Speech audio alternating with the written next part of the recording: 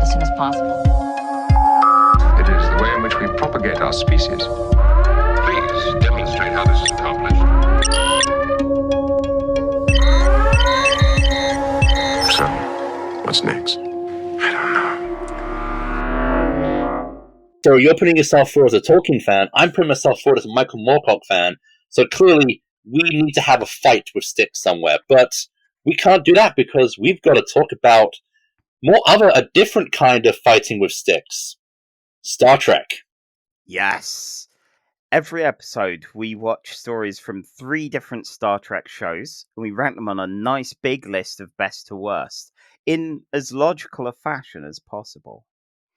And while we both love Star Trek, it's far from our first fandom, which makes us the ultimate objective voices. And as we all know, objective decisions is logical. Of course. And in case you couldn't guess, this episode we're having a look at one of the most popular characters from all of Star Trek history, Mr. Spock.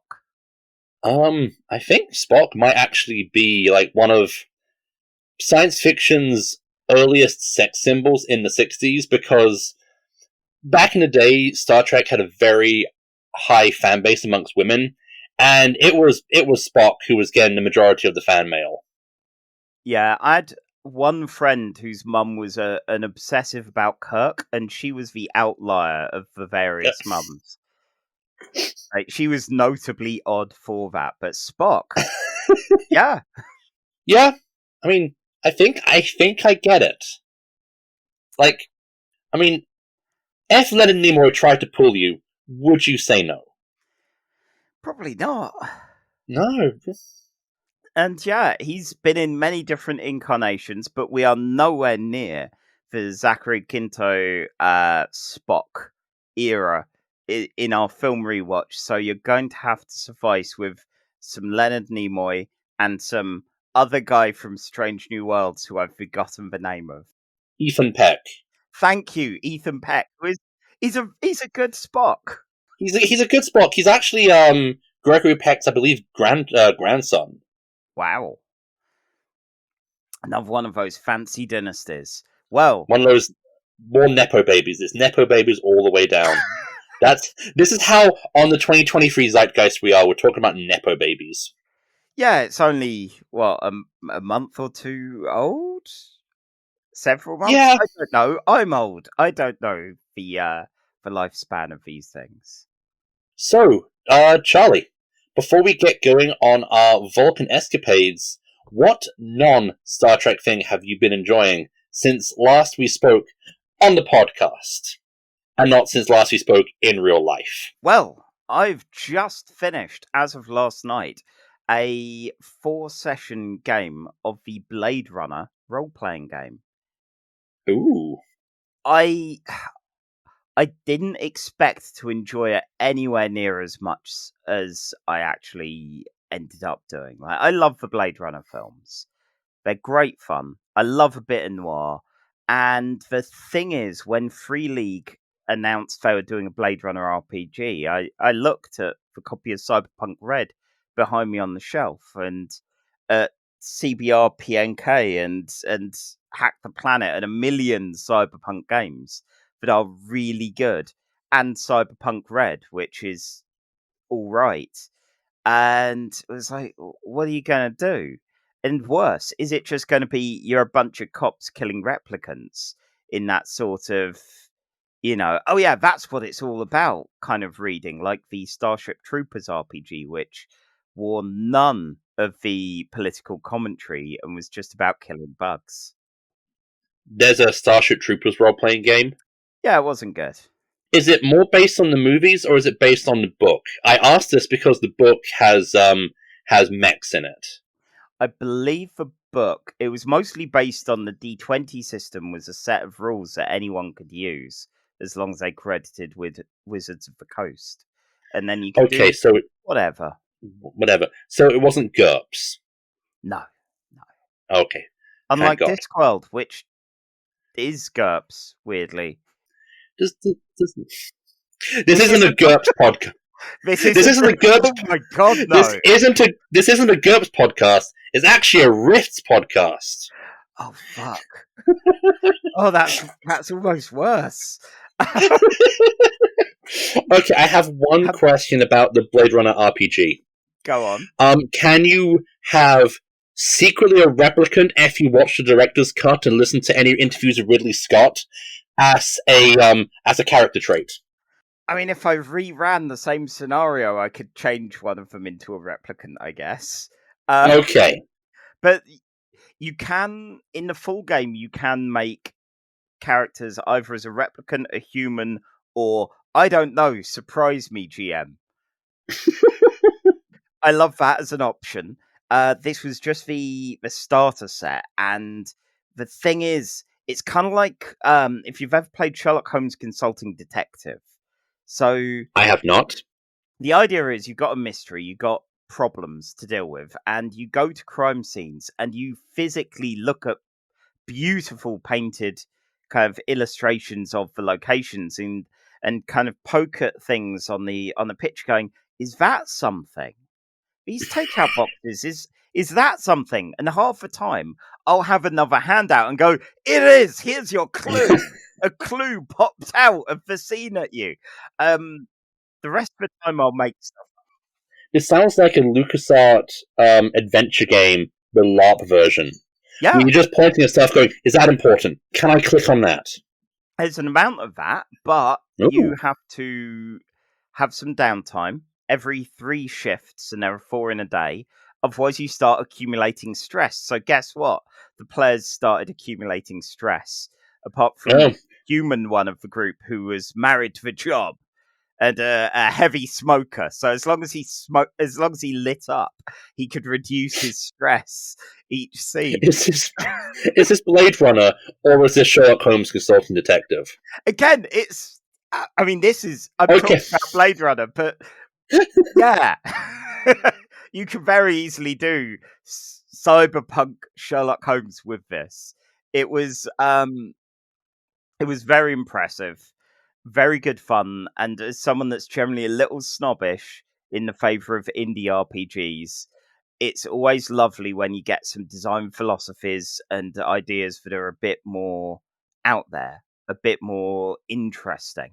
So while I'm not going to go for the big, thick core book kind of thing, I'm going to keep an eye out for the next investigation that they release, because you don't need the main book, you just need the starter set. And you can get all the props. So yeah, it was a really refreshing, really nice experience for a big budget RPG. Miles, what non-Star Trek thing have you been enjoying? Oh well, I'm gonna use the same amount of probably like less time to talk about 2 separate things. Oh, one is the TV show Poker Face by Ryan Johnson and Natasha Lyon, whichever, which has been great fun. It's very much a weekly. It's a murder of the week show, and it's very much kind of a spiritual successor to Columbo in a lot of the aesthetics and how the story is plotted each week. But I got to be honest, in an era where shows are just heavily like arc-based and serialized and HBO narrative of 10 episodes, and we're just gonna stretch our story to breaking point. It is lovely to just sit down and watch an episode where it's like, with the exception of the main character, you're gonna get a full story in 50 minutes.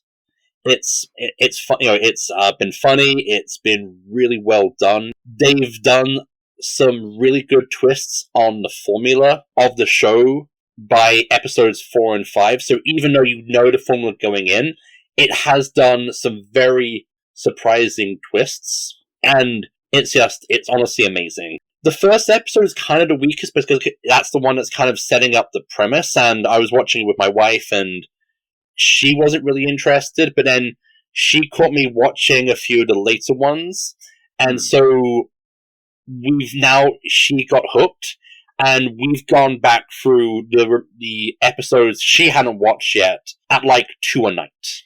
Wow. So when it comes to UK shows, I really advise you to kind of check it out. If you're listening to this in the US, if you haven't listened to it, why haven't I harangued you on Facebook Messenger about it yet? The other thing I want to talk about is a book, non-fiction. It is called I Am the Law, How Judge Dredd Predicted Our Future by Michael Mulchar. And it is a academic work which takes the history of Judge Dredd and various Judge Dredd stories and uses it to talk about the rise of zero-tolerance law and order policing in both the US and the UK, and why that's terrifying and we should all be very worried. Yeah, that sounds really interesting and really worrying all at once. It's one of those books where I think you need like a bottle of Jack Daniels just to kind of pour yourself like a calming shot every 2 or 3 pages. Okay, that's good to know. Thatcher has been mentioned an unsurprising amount of times. Yeah, that's no shock, Yeah. really. But thankfully, this is not a Margaret Thatcher podcast. Oh, sorry, just one check. Still dead. Oh, Hooray. yep. Good, Hooray! good. Yep. For those of you who weren't watching the feed, when I said, this is a Margaret Thatcher podcast, I did make the sign of the cross as I did just now. I'm not hedging my bets on this one. No, God, no. No. Because Anyway. you know what? If Thatcher comes back and it's because of us, Oh, mea culpa. Don't put that on us. We've had enough cursed times lately with the podcast going down. What if we accidentally reanimate Thatcher? Right, Ugh. anyway, moving swiftly on. I have the first of our offerings here. And it's an episode, of course, of Star Trek The Original Series. It's Season 2, Episode 5, titled Amok Time. This aired on the 15th of September, 1967. It was written by Theodore Sturgeon, directed by Joseph Pevney. And the UK and US #1 hits are exactly the same as one of the previous episodes where we did an original series episode, with the UK getting Engelbert Humperdinck's Last Waltz and Bobby Gentry's Ode to Billy Joe, which are pretty much exactly the same as they were there. Yeah. Yeah. I actually listened to them this time, and Oh wow. I kind of I don't know. I kind of miss crooners. Like when you go back and listen to some of these old songs, I'm like, I kind of miss like that when singers like that could have a legitimate career. Yeah. As opposed to illegitimate careers, like like crooning on the docks on a Friday night kind of thing. Oh wow, those crooners. Yeah. I think it's one of those things that I would appreciate being there, but I wouldn't bother with myself. Yeah. Yeah. So this one is me up for doing the recap. Okay. So, and Amok Time, 5 minutes. Engage. So, we start off with Bones being a little bit concerned about Spock. He's not been eating. And Nurse Chapel is aware of this as well. She's bringing him some Vulcan soup. And Bones calls her out, saying, "Oh, you're a bit fixated on Spock knowing about what he's eating. But Bones, you're doing exactly the same thing without the soup." Oh, well. Anyway, Spock yells at Nurse Chapel, and he asks to go home. I get it. They've been a long journey. He's getting a bit grouchy. We've all been there. It's a 5-year mission. I would also be getting a bit homesick as well. Exactly. So yeah, but this is much worse. And the good news is Spock has the annual leave saved up for the time off. The bad news is he's insisting on going back to Vulcan rather than being dumped off at the nearest starbase. So the Enterprise has to change course. And pretty much the moment they do, Starfleet sent a message over to them. And her relays that, they need to change course again. They won't be able to get to Vulcan. And it's really important. Spock says he understands, but he's got all the composure of a tightly clenched fist. Kirk, concerned about his BFF, is having trouble sleeping. He calls Chekhov up on the bridge, who is still wearing a wig at this point, and it is distracting. He asks if they could possibly speed up the ship, do a flyby of Vulcan, drop Spock off, and be there in time for lunch. That'd be great. But apparently, they're already en route to Vulcan. Spock is also up in the middle of the night, and he's suggested going to Vulcan himself, which is a bit odd, not consulting Kirk. Kirk decides, okay, best call Spock into a meeting, find out what's up. He likes the rules, normally does Spock, and yet, somehow going over his head, as much as Kirk likes a good rebellion, it's a bit weird that Spock's doing it. Spock has no memory of setting the course. He suggests getting himself locked up because he doesn't want anyone seeing him in this state. He doesn't want to be a danger to anyone. Spock is sent to the sickbay instead and tries to wiggle around the rules by going, I've arrived at sickbay, just like I was ordered. Now I'm going. Bones isn't having any of it. He's had these kind of patients before. Sulu and Chekhov act like gossipy bitches on the bridge, which I love, going, oh god, another course change. Do we go to this peace talk? Do we go to Vulcan? Who knows? Flip a coin, they'll have changed their minds. I want more of that.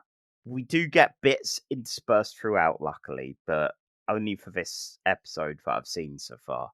Anyway, Bones reckons Spock's got maybe 7 to 8 days till he dies. No idea why. Best try and do whatever it is Spock wants, because he's not sharing whatever's doing this. Kirk asks Spock a bit more directly, and Spock's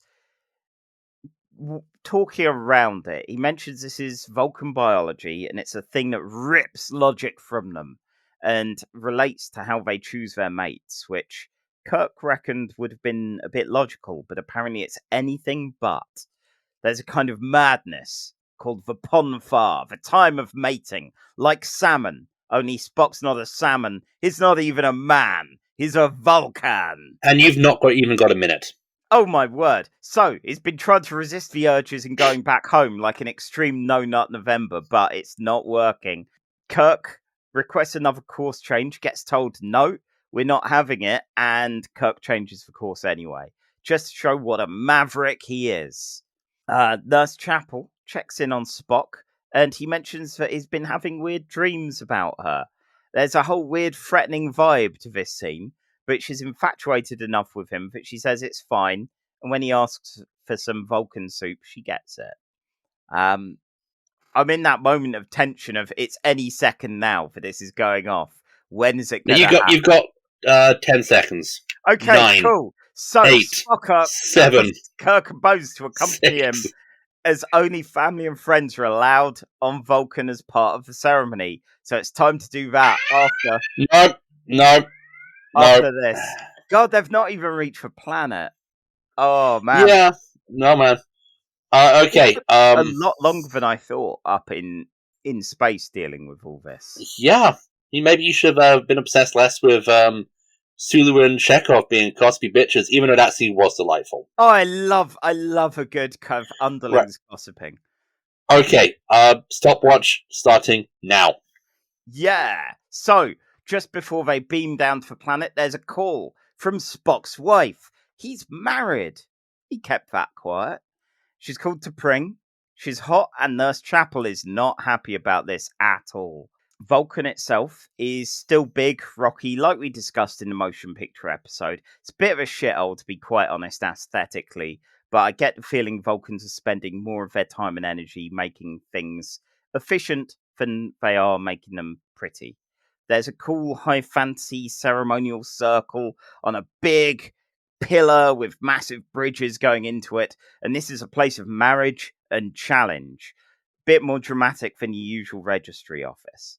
Spock starts things going by banging a gong in the shape of a coffin, and T'Pau, a Vulcan, not the pop group, shows up. She's Vulcan nobility. She's the first person to turn down a seat at the Federation, and I guess Spock and or T'Pring are pretty well connected to get a guest star like that at your fancy do.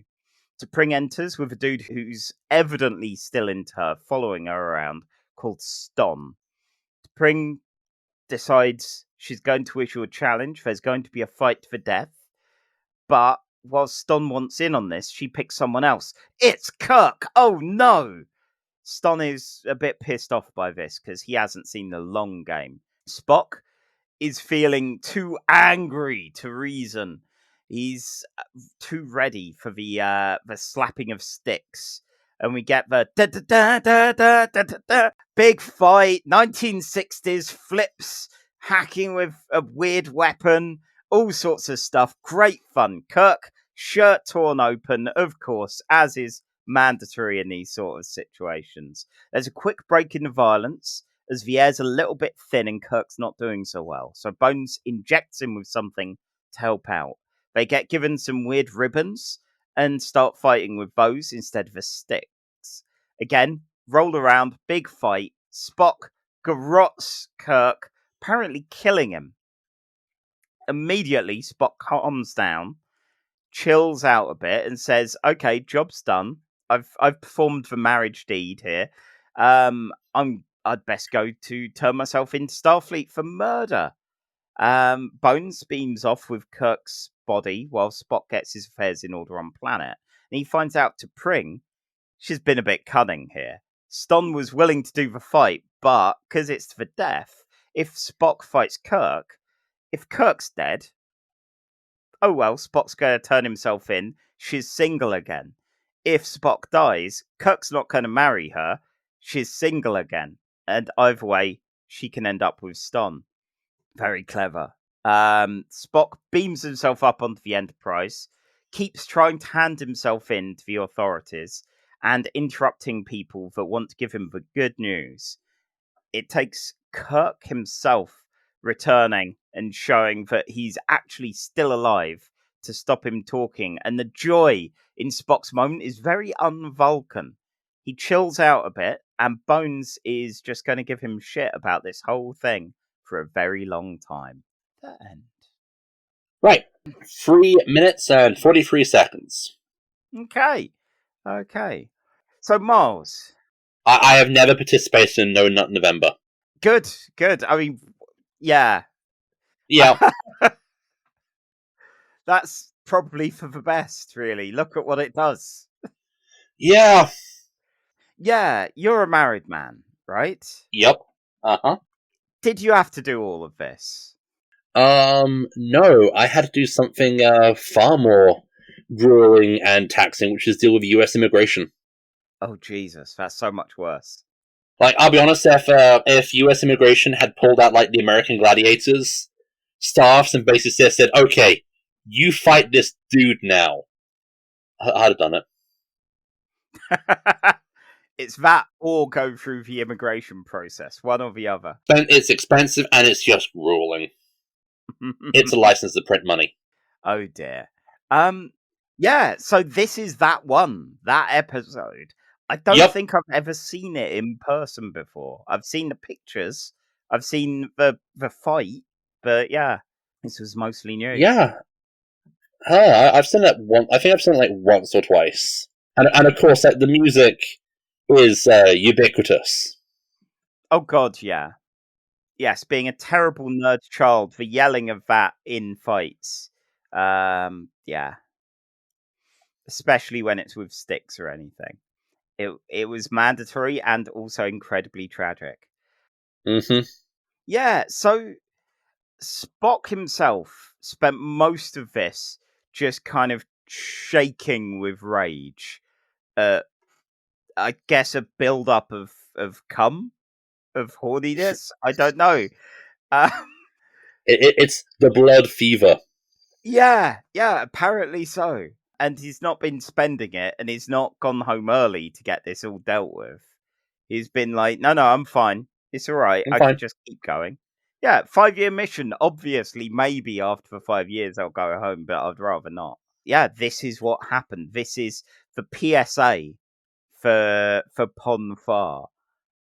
Right, Vulcans, don't do this. Don't hold out for too long. Vulcans are probably very big into edging.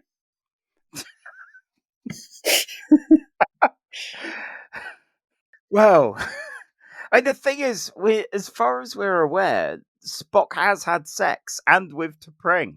I think we kind of need to talk about that when we get to like the Strange New Yeah. Worlds episode. I think this is like one of the most iconic of the classic Trek episodes because you got the fight music, you have the incredibly slashy Kirk versus Spock fight, and of course this is the originator of the Vulcan salute, which is actually, I believe, a Jewish symbol, like a Jewish hand gesture, because which is where Leonard Nimoy, who was Jewish himself, cribbed it from. Hang on. Nice. But, yeah, just gonna quickly do some quick research now that I'm thinking about it. Just make sure that you're saying. Oh, yeah, This isn't casual conjecture, after all. Yeah, it was really interesting seeing the Vulcan stuff and how I like the weird space Ren Fair kind of things. Like the Vulcans are evidently part of that. Okay, I got an answer for you. It is the physical representation of the Hebrew letter Shin. It comes directly from the Torah and represents the Jewish priestly blessing of the descendants of Aaron. Oh. Aaron is the Jewish high priest, and the sons of Aaron are priests, and not just some guy named Aaron. No. The only Aarons I knew, I wouldn't put anything into their blessings, really. No, they're not of the Hebrew faith. No. And again, if they bless something, you'd worry that they'd done something to it. Gotcha. Yeah. But yeah. So this is... Go on. No, I was going to say, this episode kind of proves the one thing people kind of forget when talking about Vulcans, is that Vulcans aren't inherently naturally logical and intellectual. It's it is a mental discipline they put upon themselves. Because, as we see with Romulans, and as with T'Pring, they're devious bastards. I do love that. Whenever a Vulcan can be a bit crafty and not, oh, I'm a rules lawyer. I'm obviously going to try and, like 3D chess. I mean, actually, they do play 3D chess. That's a bad example. But yeah, I'm not going to, tactically outthink you. No, fuck it. They'll be cunning. They'll be devious. And how they're, like, the emotions being trained out is a cultural element. Yeah.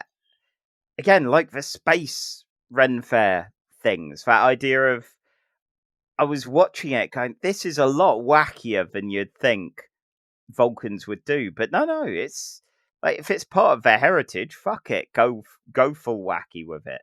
Have the giant jingling kind of all the bells.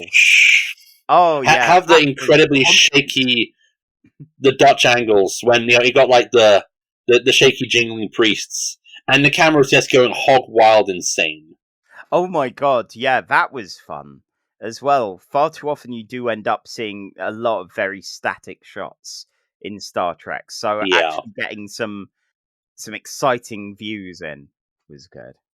I mean, the fight's good, but you can tell when it cuts to their stunt doubles because it immediately jumps to like the far view. Have Bill Shatner and Leonard Nimoy's stunt doubles just kind of doing a few backward flips. Apparently, in the era of TOS, Starfleet officers aren't trained in like hand-to-hand combat. I'm guessing they're trained in mixed martial arts. Like they're just thrown into the octagon and taught how to cage fight.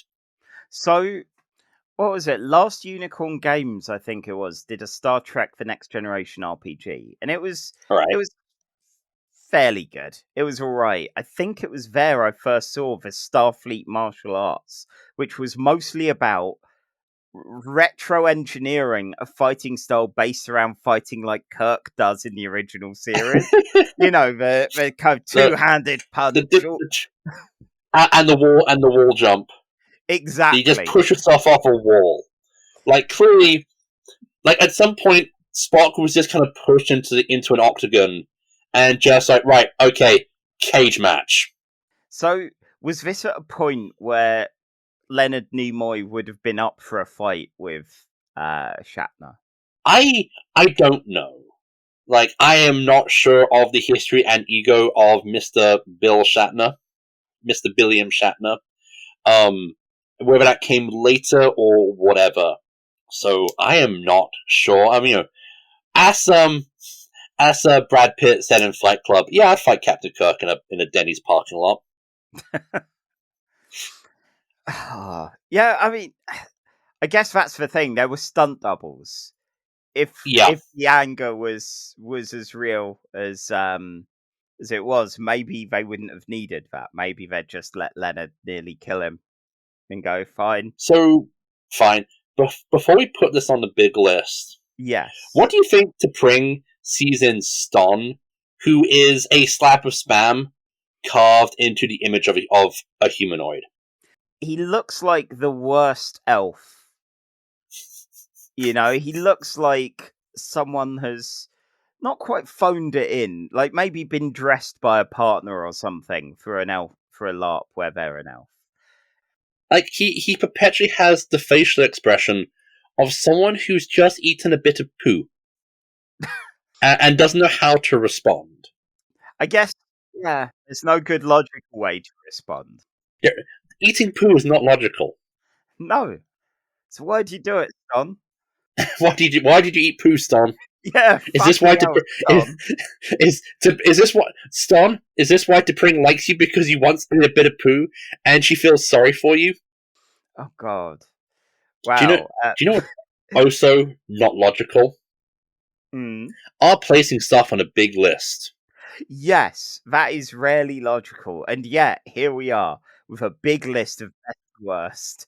It's currently got 37 items on it, with number 1, Emissary from Deep Space Nine, a fantastic introduction to the grimier world of DS9. Vaguely around the midpoint, we have from recent episodes, in fact from last episode, Data Lore, which was where where Data met his dirtbag brother. And then all the way, Spock won't meet his dirtbag brother for a long time to come for us, because it is a while until we ever get to Star Trek V, The Final Frontier. Oh God, it is, yeah. But we will get there.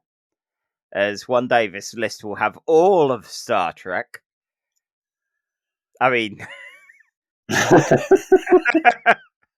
they keep making it, so that's a bad promise to make. Yeah. And, you know, we keep doing some fairly good series like Deep Space Nine and the original series. And I think we may end up pretending that we never did this at all when it becomes just Enterprise episodes to go. Oh, God. No, I never podcasted. Anyway, bottom of the list, speaking of which, we have Future Tense from Enterprise, the bad Doctor Who-ish, time loop-ish, just a whole bunch of nothing that they slapped together and called an episode. And I'm guessing this is going to be better than that. Oh, yeah. Like, this is a truly iconic episode, even though the first half of it is a little slow going and a little kind of, come on, Spock, just use your words. Kirk, be firmer with Starfleet. And they go around the houses a bit with that. It's still a major part of the Star Trek canon. So, like, personally, in my mind, I'm ranking it down a little further because of that slightly weaker first half, but it's still very good. It still belongs to be pretty high up. So, to go with other classic Trek, which had like a space Ren Fair vibe, is Kirk and Spock's homoerotic fight scene better than Corin Kirk's homoerotic verbal jousting in the space castle of Errand of Mercy, which sits at number 15? Oh wow, I would have put it higher than that. Yeah. As much as you've got that kind of fun dynamic between Corin Kirk and yeah, the whole space castle sort of thing going on. Actually, that has a similar element of could you just have used your words with the villagers there that are like, we're going to be vague. We're going to say we're fine being victimized, not, oh yeah, we're weird cosmic entities. They can't actually do anything to us. I was looking around the motion picture kind of level. Ooh, so still in the top 10. Okay. I'm thinking possibly. Like, Oh. I don't know. We've got motion picture and Conscience for King fairly close. Conscience for King is, like, while it's less iconic, it's solid throughout. Like, there's not a point where I'm a bit bored. I still rank The Conscience of the King as like my favorite classic Trek episode. And so, because after Conscience of the King, number 10 is The Cage, which is the original Star Trek pilot. I think it's better than The Cage. Again, very iconic episode. It's the first Star Trek episode. But all the lore about Vulcans and the fight scene are such, like, I wouldn't say fundamental moments, because it's only one other episode where you actually get direct callbacks to it. But yeah, do think it still sits higher than The Cage. I definitely think that if anything has to topple The Cage, it might have to be an episode as iconic as Amok Time. Okay. Is it as good as the Futurama episode where where Fry has to fight Zoidberg? You know what? Yes, but damn it, that's still a fun episode. Yeah. Okay. So, and worse than Conscience for King? Worse than Conscience of the King, better than The Cage. Nice. Yeah, I was going to say, by dint of being interesting throughout, as fun as gossipy Chekhov and Sulu are, and I've not seen the rest of the original series. I've seen, I think, one episode beyond what we've seen here, and that's it. So I'm just going to hope that future episodes have those two being all gossipy about where they're going and what's going on. So that means number 10. That's how it works. Things move. Number 10 is Amok Time. Okay, now clearly to celebrate, we will jangle our jangly bells like the couple of Morris dancers that we are not. Morris dancers are the worst. Right. So, Charlie, what is second of our 3 episodes today? Well, next up we've got a treat, and this was I had no idea about this until you pointed it out to me. This is Star Trek The Animated Series, Season 1, Episode 7, titled The Infinite Vulcan. And if you don't know about this episode yet, you're in for a treat. This one aired on the 20th of October 1973. It was written by Walter Koenig. It was directed by Hal Sutherland. Walter Koenig? Who's he then? I don't know, just some guy. I think he's Babylon 5 guy. Yeah, he's better in Babylon 5. And I think this makes it the first time a member of the Star Trek cast ever wrote a Star Trek-related thing. Unlike novel career of Billiam Shatner, Chekhov's not in this one. Yeah, this is not going to become a TekWar podcast. Casual tech. Oh no, just hearing that makes me kind of want to do it, but then I'd have to read TekWar. Yeah, so rather than that, the UK and US number 1 hit, we have the Simon Park Orchestra with Eye Level, the theme from Thames TV's series Vandervolk. Again, if it keeps popping up, I might have to watch an episode. So yeah, and then the US has the Rolling Stones with Angie, which I like the Stones, but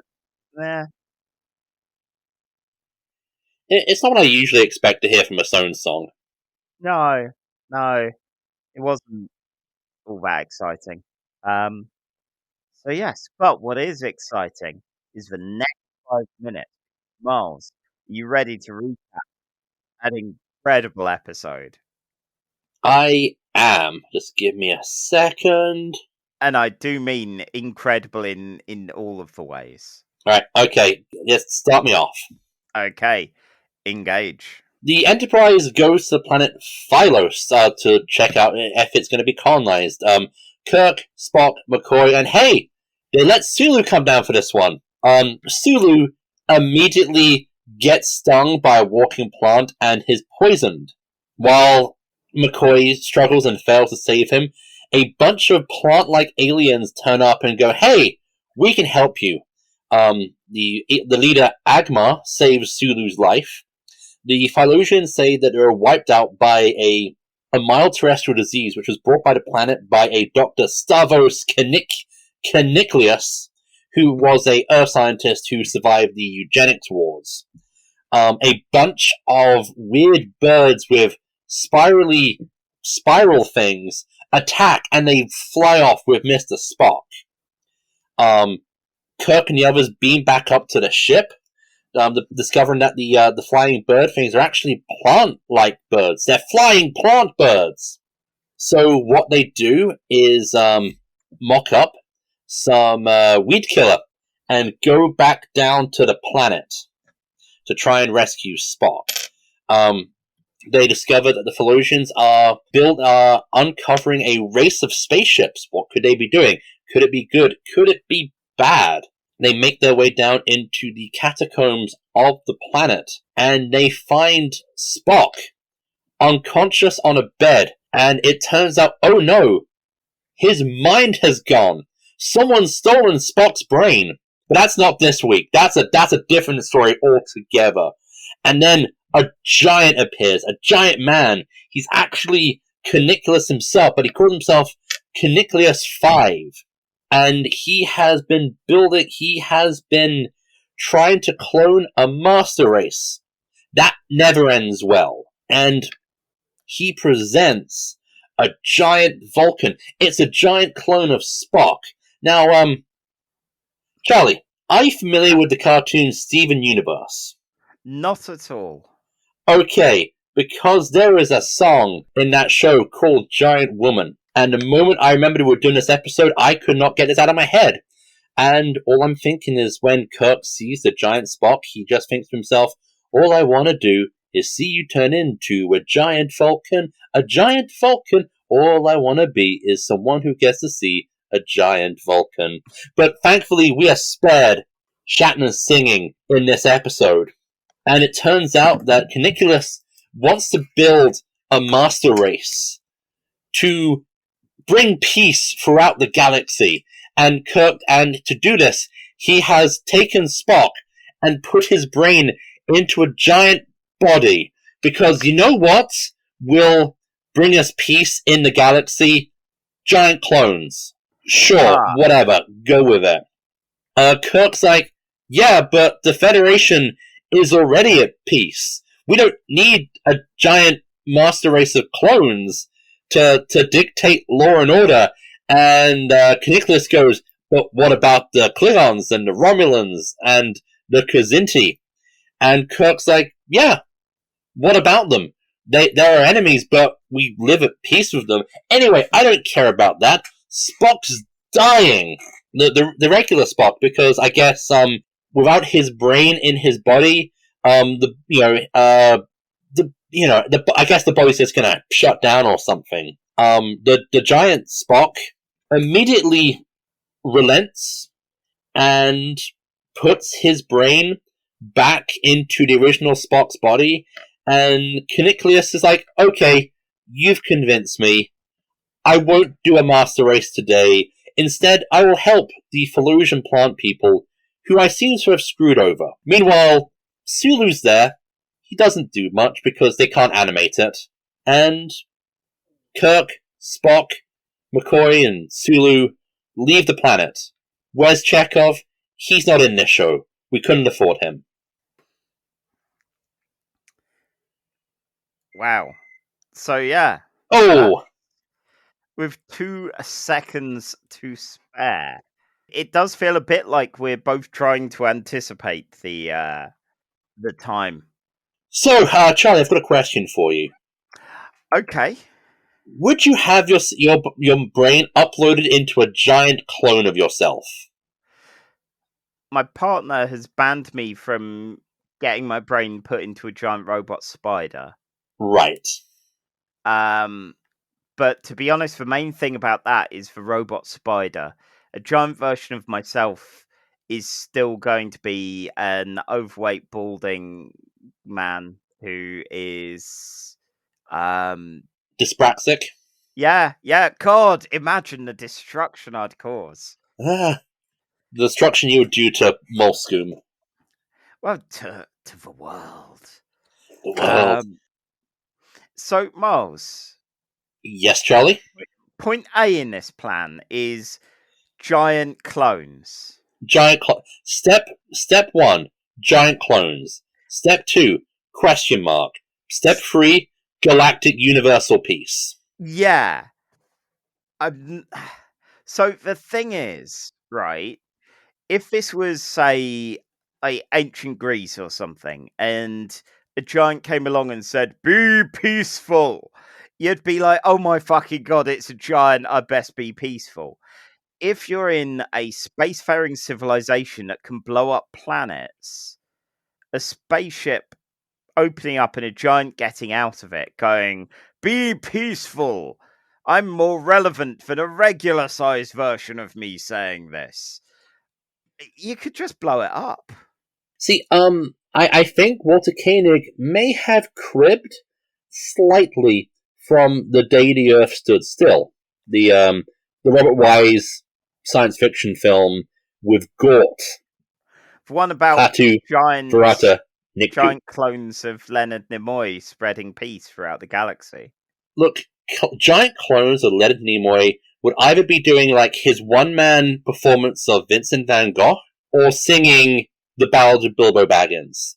And if there isn't, and if there's one thing that will bring the universe together, it's the story: in the land of Ashire, there's a brave little hobbit who we all admire, with his long wooden pipe, fuzzy woolen toes. He lives in a hobbit hole and everybody knows him. Bilbo Baggins. He's only a fucking giant. Bilbo. Yeah, that'll bring peace. Okay. No wonder he was waiting for Spock to come along. Like, it was either going to be that or Bruce Springsteen. Okay. Yeah, that might work. Giant clone of Bruce. Yeah. Giant clone of Bruce. Do you know what would it work? Bruce Forsyth. Giant clone of Brucey wouldn't work. You'd need to kill it. It could be worse. A giant clone of Noel Edmonds. The worry would be that it'd be followed by a giant Mr. Blobby, and again, much like giant dyspraxic Charlie clone, giant Mr. Blobby, the path of destruction would be immeasurable. See, but then you'd have to clone something much more annoying than Mr. Blobby, so that would be how we get a giant Mr. Blobby fighting a giant James Corden. I mean, whoever wins, we lose. This episode is dumb. Oh my god, it is. This episode is dumb. It's so dumb. I love it. I love it. It's So, like, have you read much Silver Age Legion of Superheroes? I have read no Silver Age Legion of Superheroes. It's this. It's this. Exactly this. They get turned to babies. Their method of selecting people to go on a mission is a diorama of a solar system, and a planet flies off and bonks someone on the head, and that person's been picked. It is utterly ludicrous, and these kind of, like, you've landed on a planet, there's a race of weird plant people, and there's a cloning facility where the plan is make giant person now. It is 100% what I would expect from a 50s, 60s era Legion comic. I love this, and it is so stupid. My only upset is that we didn't get to see Giant Spock doing anything violent, but it's Spock. He wouldn't do that. He picks up Kirk, and that's about it. Yeah. Like, it's not really infinite, is it? No, the big Vulcan, which doesn't really sound right. Giant Vulcan. Like, Spock 2, they could have called it Spock 2 Giant Boogaloo. when you said to me, "Let's do a Spock episode," and then we're like, "Giant Vulcan," I heard your words. I got excited. I wasn't prepared to actually see Giant Vulcan. See, this would have been like one of the first episodes of original era Trek that I ever saw. Because like this was a blockbuster. This was a blockbuster video rental back in the day of like the first few episodes of Star Trek the Animated Series. And sadly, this is not how Star Trek goes. There's a disturbingly small amount of episodes of Star Trek where characters get their brains put into giant versions of themselves. Huh. Surprising, really. Like, we don't get an episode of DS9 where O'Brien gets his brain put into a giant version of Miles O'Brien. Because, let's be honest, for him, that'll be Tuesday. Oh god, Giant O'Brien would be amazing. Okay, right, other shows. Who would you make Giant? Riker. Giant Riker, just so he can try and just so he can, like, mount a mountain to sit on it. Oh, that would be glorious. Alright, what about you? Oh god. So, yeah, I think the problem is my instinct for Voyager would be, like, get someone like Harry Kim. Because when something wacky goes on, it's like, oh no, I've been put in another reality or something. Harry Kim is very good fish out of water, but Giant Neelix. Giant Neelix. Giant Neelix. What's he gonna cook? Is it gonna be people? Probably. Like, I wouldn't put it past him. Giant Neelix. It would Giant be Neelix. Yes. Like, yeah. This apparently out of the 12 animated series episodes, there was the one when Spock goes back in time. Also on that original VHS tape, or Giant Vulcan. And when else are we going to get a chance to talk about Giant Bloody Vulcan? Oh my god, yeah. And of course, they even bring the Giant Vulcan back, because one thing missed out from that recap is the body swap, brain swap thing isn't, like, it's a mind, what is it, using his Vulcan mind touch.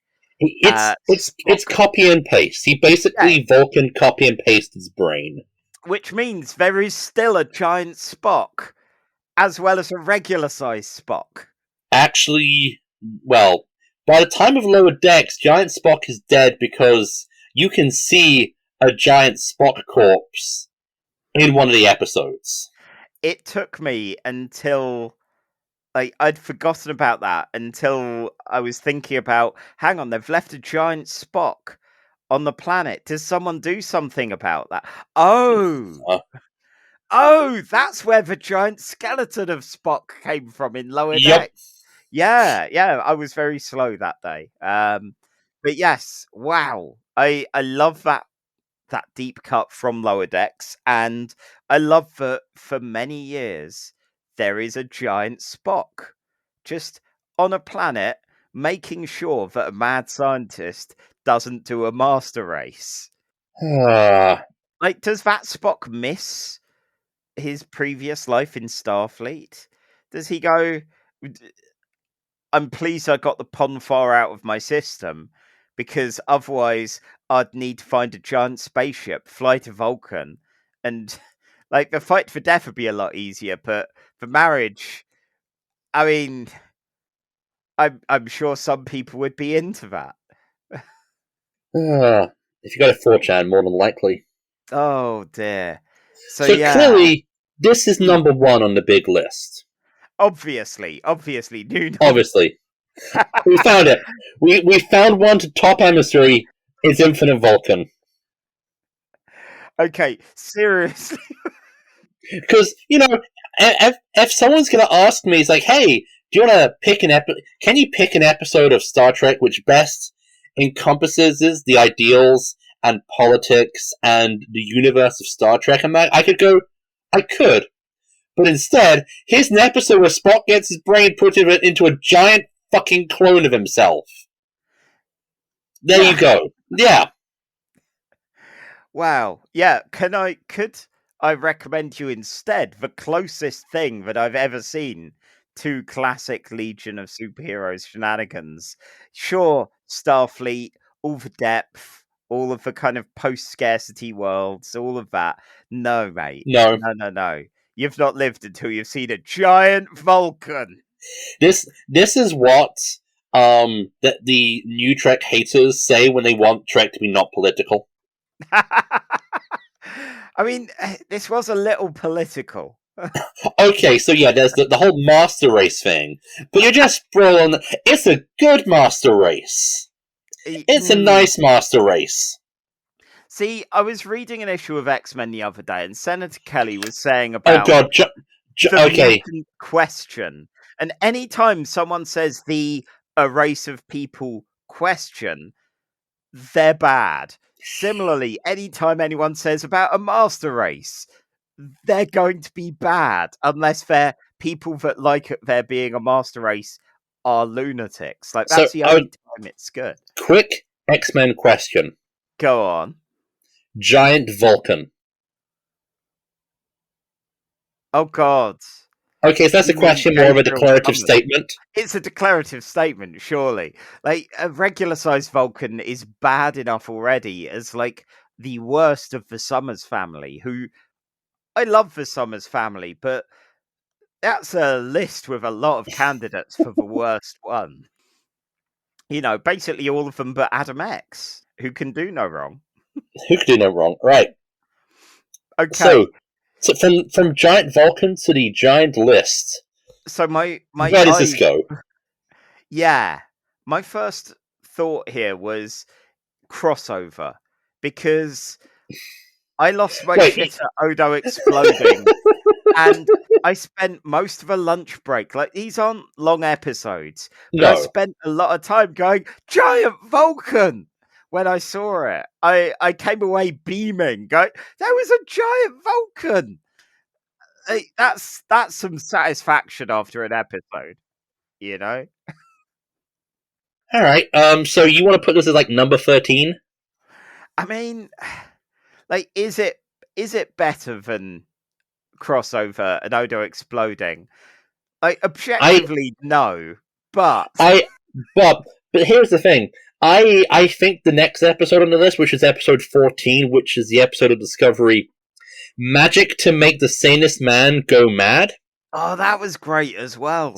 I think if there's any kind of magic to make the sanest man truly go mad, it's a giant Vulcan.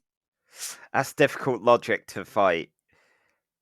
Like, I think, to be honest, all three of those meet the kind of walking out the door test. If I put on a single episode of a Star Trek, I'm gonna have a great time with any of those three.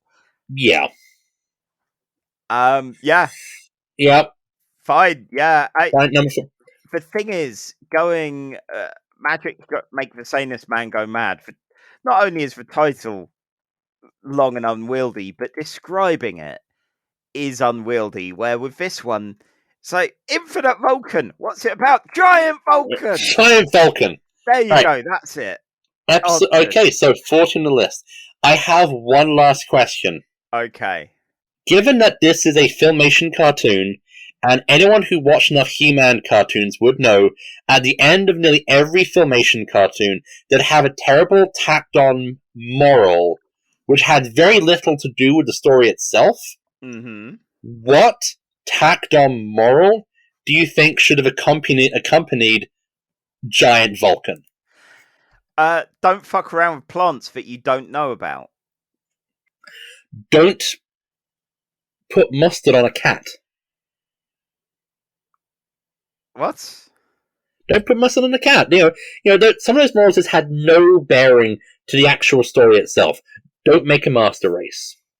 That's fair. That's fair. I felt don't make a master race was handled in episode. The mustard cat thing, like, is this the voice of experience talking? I can't say. Willie is glaring at me. Oh dear.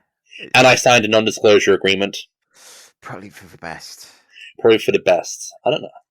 Okay. Sulu, don't touch shit that you don't know. Yeah. God. This is why they keep him behind the con at the bridge. Yeah. He'll just keep poking at things. Like, otherwise. although they did give Sulu a nice moment where he winks the camera and could basically say, "Oh my." Yeah. That was good. And so, our last episode is an episode of Star Trek Strange New Worlds, Season 1, Episode 5, Spock Amok, which aired 2nd of June 2022, written by Henry Alonso Myers and Robin Wasserman, and directed by Rachel Leiterman. And we have for our number one hits of UK and US, our first. For the UK, it was Harry Styles with As It Was. It's fine. It's all right. It's I've never fine. really paid attention to his work. Yeah. I mean, aside from Don't Worry, Darling, which... But yeah, it was better than I thought it was going to be. And then in the US, the number one was Jack Harlow with First Class, and I liked the tune. I didn't really like the song. Yes, I think it's stuck in my head a bit more, mainly for the Take On Me kind of like tune going on. That's the tune I couldn't get stuck at. I was wondering what it was. I spent the whole song going, what is it? I know it's a thing. I know it's an 80s thing. I can't remember what it is. And yeah, it was that. It took me about a day to realise. So yeah, I guess that one wins for having stuck in my head for so long. On the plus side, it wasn't the musical artist who shall not be named. Yes, lest our podcast crash again. Yep. So, all right, are you ready, Charlie? Yep. Timer going and engage. Cool. So we're on Vulcan, and it's similar to how we saw it in the fight in Amok time. We got the jingly bells, we got the gong, we got T'Pring, we got Spock, and a big wedding ceremony. But Shiz said, "I can't marry you. You're a human," because she's a bit bigoted like that. And yeah, sure enough, we pan back, and he has human ears. Oh no! She mentions it's time for a marriage fight, and summons up a Vulcan version of Spock who kicks his ass. It looks very bad for human Spock. And then he wakes up. Oh, it's all right. He's still half human, half Vulcan. He's on the Enterprise. He's got his ears. Phew. Obviously, is a bit nervous. And we find out why. It's because T'Pring's visiting. His work interrupted things last time. Now he's going to have to be on extra good boyfriend behavior. And this is all pre-credits, so we know it's going to go well. The Enterprise itself is in theory at rest after a Gorn problem in a previous episode. But there's also going to be a diplomatic talk with the Rongovians. They're valuable people who border the Romulan and Klingon empires. So it's a bit understandable that not only are they good to get on your side, but they're a little intense. Not just that, but they're here already. They want to speak to Pike, and they vacillate between happy to be there and a bit punchy. They're a bit perplexed at how society can have so many voices instead of just a person in charge. Meanwhile, Chaplain Ortegas aren't getting involved with any of this. They're going on shore leave. They summon a busy Mbenga to join them, and he has an incredibly embarrassing fishing hat. They all remark on their way down to the planet that Una and Laan, who are there to tick boxes when everyone's beaming down, that their nickname is Where Fun Goes to Die, which is a bit long, but apparently very true. Una's hurt by this, and Laan doesn't seem to care. And we're going to detour to this, which for B plot, which is a bit of good fun. Because of all this, when the pair catch a couple of rookies futzing with the lifts, they find out about something called Enterprise Bingo and decide, okay, we can be fun, or at least learn what fun looks like, and try it out. And they all do, well, they do this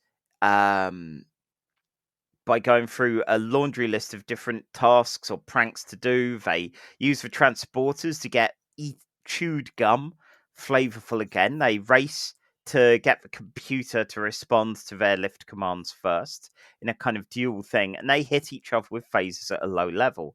It's fun and good, but they need to find a new way to break the rules because they're not really breaking any rules. They're in charge and can do all of this.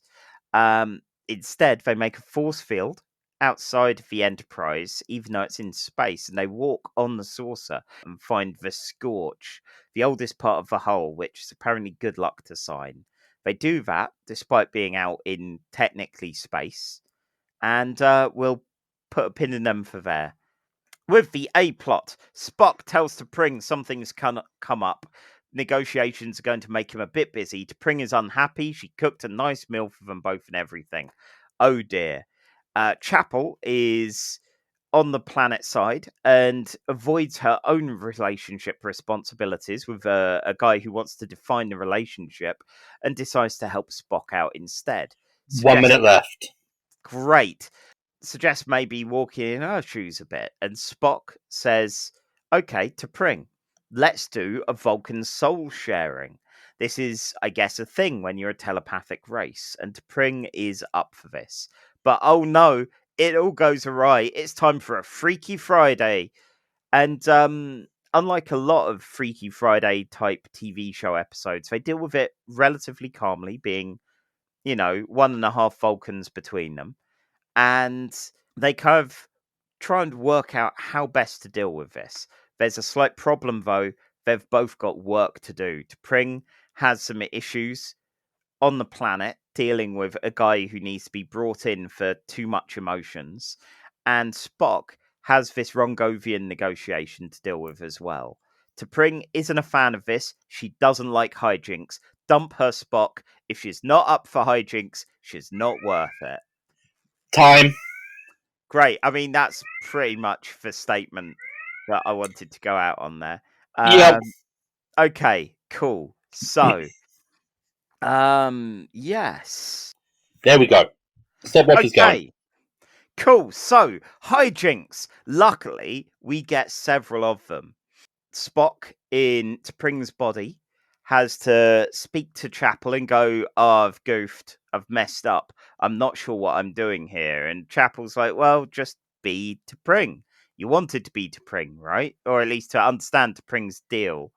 And so, fine, okay. He also didn't click, really, for the issues of being in his fiance's body and gets less problematic with it than, say, John Crichton did in Farscape. But anyway, no time for that.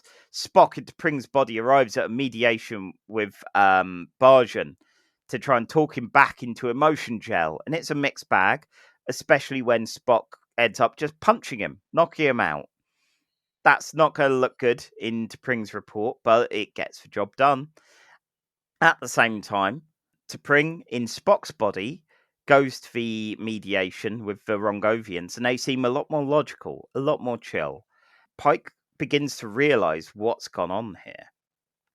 And we kind of get some vague hints about that. We'll conclude them later.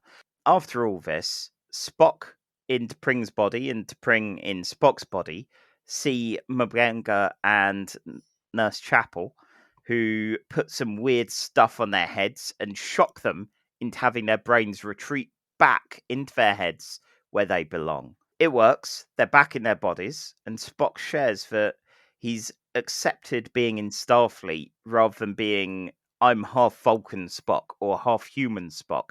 And he kind of loves that. And T'Pring mentions, that's good, but they're both going to have to want this relationship, which we've seen the aftermath of. I'm sure it's going to go great. Back to the negotiation, though. Pike actually takes the lead and says, yeah, Rongovians shouldn't join the Federation.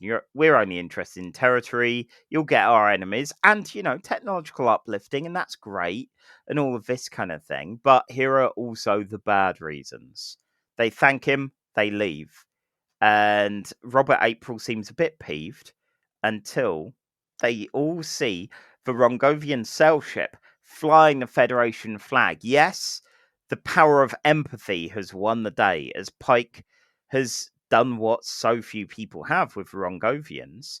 He's realised that they mirror the emotional state of anyone coming to speak to them. And in his eyes, he's taken the first step and said, actually, here's what's in your interests rather than what's in ours. And it seems to have worked. They sail away, watched by Una and Lan at the end of their subplot, out on the top of the saucer, and ignored by Spock and T'Pring, who have evidently made up, and by Chaplain Ortegas. And yeah, it was a nice bit of wonder at the end. So yeah, that's it. Okay, that would be 3 minutes and 35 seconds. I'm back to my old overrunning tricks. I do have to correct you. They don't intentionally mirror the emotional state. Go on. Like, they bring it up, but he also says, like, he thought that at first, and then it's basically... They try and see it from other people's point of view. So they're looking to see... Yeah. So if you go in all irritable and forceful, like meeting Lan for the first time, they're going to be irritable and forceful back. If you go at them logically, they see it through your eyes, effectively. That pretty kind of much. Thing. Yeah. So overall, this was, a nice bit of hijinks. It was a shore leave episode, and we don't I guess in the much more serialized ones, we haven't really had that sort of episode so much. No, in the Discovery and Picard, we don't really get the downtime episodes. I'm trying to remember when we first started this project, this grand undertaking. Did I mention how much I disliked when Star Trek did comedy? I'm sure that's come up. Oh God, yes, that was an early one. That was House of Quark, I think. Because I swear the show is proving me showing me when I'm wrong, which makes me dread that eventually the bad comedy episodes are going to have to be dealt with. Yeah, because this was a delightful comedy of errors and of manners. Yeah, I think I was going into Strange New Worlds expecting to like it because I'd wanted something like it enough to actually watch the Orville, and it really followed through with things like this. It's got a couple of plots. It's got, they're all on shore leave or doing a negotiation, or the Enterprise bingo, like that as well. Just a slight bit of, you almost never see the Lower Decks people outside of the episode of the TV show called Lower Decks, yeah. But seeing these rookies who, Lan makes one of them cry in the interrogation. She makes basically a child cry. And I admit, I like Lan. She gives that good, Paris Geller from Gilmore Girls energy, and I'm there for that. But the Enterprise bingo and Una and Lan trying to have fun was so awkward, and great for it. You have 3 separate plots kind of going, but you also have a lot of ongoing character stuff. Well, Mbenga getting a nice little bit of time fishing. And Mbenga getting to wear a hat.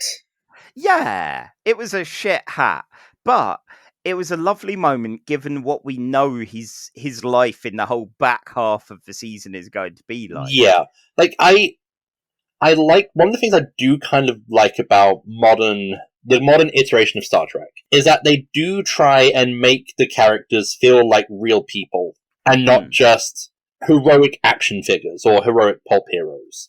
And sometimes with Discovery, I feel like that they're trying it comes off a little bit more cringy because a lot of the characters take so long to get developed.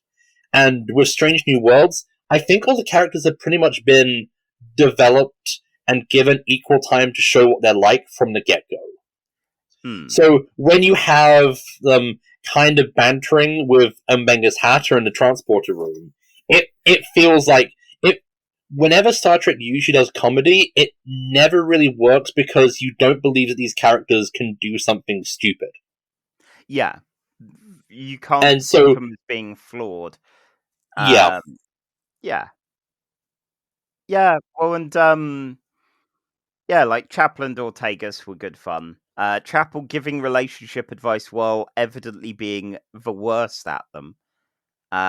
Mostly, I guess, to distract herself from stuff. I do have one kind of complaint Mm. with the episode. And it's really, I feel like Strange, again with Modern Trek, and definitely with Strange New Worlds. Given that it's a throwback to the original series, which had a very much different attitude and treatment of female characters and gender politics, and is very much trying to course correct. Watching this, I'm kind of like, how does the relationship between Spock and Chapel in Strange New Worlds, it doesn't really fit with what we've seen in the original show, where Nurse Chapel very evidently wants a slice of that infinite Vulcan, but it's more of a pining from afar. They seem like distant strangers than people who hang out as actual friends, as they are in this episode, in this season. It's a tricky one. Like the thing is, I guess overall, a lot of the issues about things like gender politics and the like in the original series, I kind of view it in that the same way as I view the cardboard sets, Yeah, and go, it's the eyes of the 1960s seeing the same world. So it's different in this interpretation, the same way that you've got your 80s version with your nice pine wooden dashboard kind of things. you've got T'Pring, who is stern but is reasonable in all her issues with their relationship, who's essentially going to become murderous femme fatale when we see her in Amok time. I'm sure this is something the writers are considering. It just kind of feels weird, especially since I had to watch both episodes in relatively quick succession. It's definitely an interesting one seeing them together, because you get the idea that she is someone who is fairly good and shrewd thought wise, but also I don't know. I figured that the relationship would have been wrecked by all of this, and then that had set things up that Yeah, even though they are technically married, she's going to go back and Ston's going to be kind of there, to help her out in her hour of need and all that. And then years later, but this is season 1, so when they didn't have some kind of not quite even breakup, but distancing, some I figured, okay, we got that to come, I guess. So yeah, I wasn't in a rush to have that resolved. yeah. It's just kind of, it's just one of those kind of weird sort of oddities that I just end up picking up on because I have no life. Well, But on the whole, yeah, I was just going to say, like, her job is basically getting Vulcans who have opted to be emotional, who have decided they're not dealing with any of this, and get them to kind of see the light or go to emotion jail or whatever. Going out with being engaged to a half human, I can understand the frustration there, because that puts him borderline to the level of the thought criminal yeah. that she's dealing with. So yeah, it's an odd state to be in. But no, it's always good to see hijinks. Yes. And hijinks mentioned. And I also love how both Pike and Chapel just kind of react in hysterical disbelief. Yes, I mean we've said before that for Starfleet this is Tuesday. Like, This they've is probably Tuesday. got a whole handbook on body swap issues, but when you're under time pressure, so well, I guess it's time for hijinks. Yup, and it's probably called hijinks. The book in the situation probably is called hijinks ensue. Yeah, like Section 5 in the hijinks manual is a Freaky Friday situation. Is body swap, yeah. Yeah. So you've been body swapped. Who hasn't? Ultimate. Oh, sorry, you're new. Okay, it's Okay. going to happen a few times. Have you time traveled yet? And I think by the end of it, like, I was enjoying the hijinks, but that moment, like, as hokey as the Varongovians leaving and hoisting up the flag on the sail ship, it didn't matter that it was a bit of a hokey moment for me. Like, seeing Yeah. it sail past, going through our stories that we have seen this episode, it was like space is big and terrible and threatening. You've got all sorts of weird god entities and crystalline entities and all of that, but sometimes it can just be fucking beautiful. Yup. And just go, oh yeah, this is what they're here for. This is nice. This is why we Yeah. watch the show. Yeah, definite. God, so many of those New Worlds episodes had that feeling for me of like, yeah, I like this. This is a Star Trek. This is, this and not Broken Bow or why I'm here. But there's also the other reason why we're watching the show. Yes. To put it on the big list. So where does this go? Oh my. Well, yeah. This is another good one. Like, I think we kind of need to start watching some bad Star Trek, because I kind of worry that we're front loading too much too soon. You saw Infinite Vulcan, and you're like, I want to watch Spock's Brain. Best episode. Look, I always want to watch Spock's Brain, and I admit, like, a good chunk of that is like the tinfoil kinky boots that all the ladies wear in that episode. Fair. But like, I'd watch Spock's Brain. Okay, we can watch Spock's Brain. But like, you want to watch? I don't know. Like, I'm thinking the really bad episodes, like that one where Quark has sexual reassignment surgery and has to pretend to be a woman. Oh dear. Yeah. Oh dear, I forgot about that one. Right. Okay. We'll table any conversations of that for when I don't know, when Star Trek does a gender episode or something. Who knows? Like, for better or worse. All right. So, is this would you say this is the teens or 20s? Oh, I'd say teens. Teens. All right. Like, this was a good one. So yeah, we've got, let's see, we've got the relationship stuff, we've got the body swap stuff, we've got the difficult negotiations. These are all good. Like, what I'm trying to find what is comparable here. So at the moment from this episode, we have a new number 10 and we have a new number 14 with Amok Time and the Infinite Vulcan, right? Would you put this better than Giant Spock? And I know this is comparing two very different things. Ooh. I think I would. But is it better than Odo fucking exploding? Oh god. Because that was funnier than I expected it to be. That was a lot more hijinks. I expected a dour kind of crossover world or anything like that, because it had been years since I saw it, and that was a wacky one. That was a good one.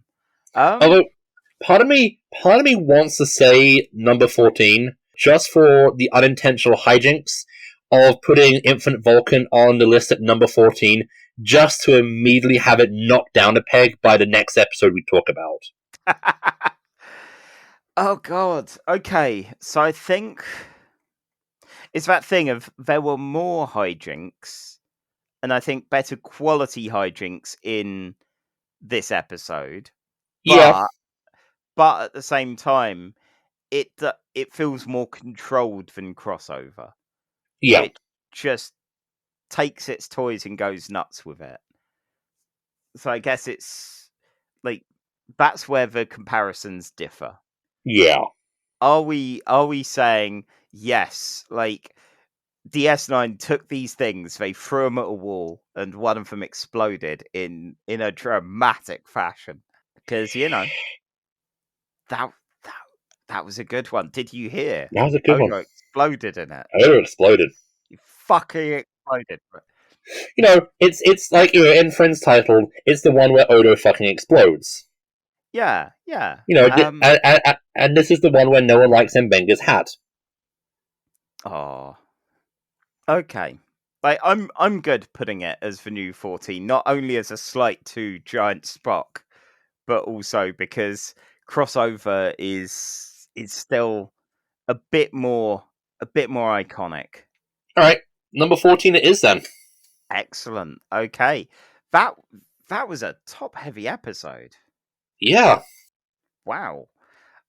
Okay, so as I drag this to the new spot, all that leaves us to do is to play us out. All right. So, God, Miles, where can the good people check out more of your work, especially if they want you talking about Star Trek? Well, I am currently writing weekly reviews or opinions, honestly. Weekly opinions on season 3 of Star Trek Picard on my blog on MAReadLabarto, that's one word, .wordpress.com. You can also begrudgingly find me on Twitter at @manmiles, and that's pretty much where you can find me in ways that aren't creepy or stalkery. Cool. Well, for me, I'm also, for my sins on Twitter, I'm trying to be a bit more regular at posting the daily X-Men as my marathon continues, whether I post about it or not. So I may as well subject everyone to it, especially the Chris Claremont Revolution era, which, if I have to deal with it, you guys have to as well. I'm found at Charlie_EN on Twitter. I am also found on Faked Tales, where I will post about my quest to read every RPG that I've kickstarted, which is a worrying amount, and generally about comics and games, and hopefully about my upcoming Explosion High. So, quick question about your X-Men. How long until you hit Morrison? April. April, okay. Not long. Chris Claremont's return, his first return, only lasted maybe a year, maybe 13 months. So yeah, it's not long now, and I can't wait. The thing is, it's Grant Morrison, it's Chris Claremont again, and it's Chuck Austin. So it's going to be a fun time. So yeah, also, if you like the show but not us, you can follow Casual Trek Pod on Twitter. You could even throw in some gold pressed latinum at our Ko-fi. Again, check them show notes. And if you do that, you can request an episode for us to cover. Not Spock's Brain, it's on the list already. But anything else, be it, ones involving weird lizardy things happening to Janeway or Paris, or anything else that we're desperately putting off. So yeah. That's it from us. And whether you're giant or not, go do a Starfleet. And live long. And have a jelly baby. Future Charlie here. I've realised we've not said what next time's episode's going to be. And it's a good one. Crack open your gamer juice. It's Casual Trek Gamer Edition. Casual Trek is part of the Nerdentine Network. It's written by me, Charlie Etheridge Nunn, by Miles Reed-Labarto, and the opening music was by Alfred Etheridge Nunn. Episode's going to be, and it's a good one. Crack open your gamer juice. It's Casual Trek Gamer Edition. Casual Trek is part of the Nerdentine Network.